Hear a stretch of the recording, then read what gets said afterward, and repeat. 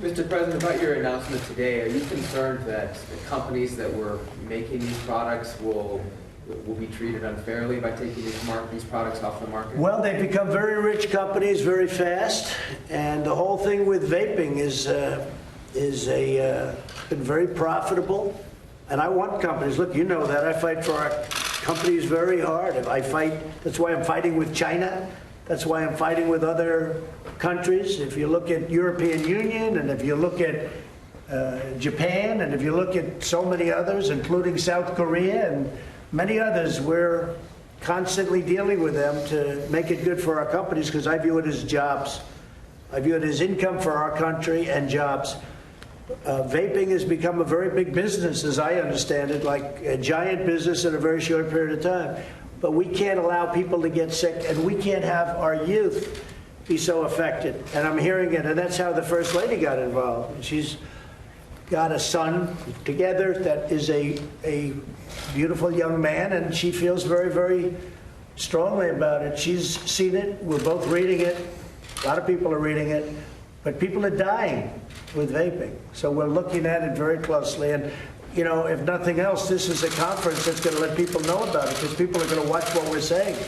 And parents are going to be a lot tougher with respect to their children. A lot of people think vaping is wonderful, it's great. It's really not wonderful.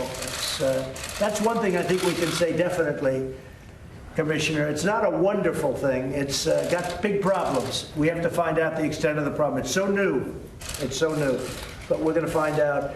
And I hope that parents that, you know, they have children and the children are a certain age, I hope they're going to be able to make wise decisions, maybe based on what we're saying today. But the Commissioner and Alex Azar, they're going to be coming back over the next pretty short period of time, a couple of weeks, with some very strong recommendations. Can you tell us what the timeline is for taking those flavors off the market? Yes, so it'll take several weeks for us to put out the final guidance that would announce all the parameters around the enforcement policy. And then there will likely be about a 30-day delayed effective date, as is customary with FDA's good guidance practices. And at that point, all flavored e-cigarettes other than tobacco flavor would have to be removed from the market. Tobacco-flavored e-cigarettes, their manufacturers would, by May 2020, have to file for approval by FDA of their products. The other flavored product manufacturers can, at any time, also file, but they would be off the market until approved by FDA.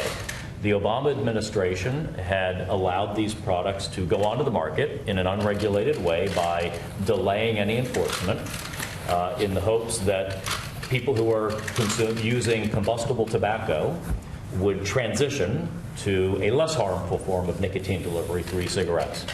But what we've seen is the data just shows the kids are getting access to these products in spite of our best efforts at enforcement, at retail enforcement, at controlling locations, at over 8,000 warning letters to retailers and others, in spite of moving products off shelves.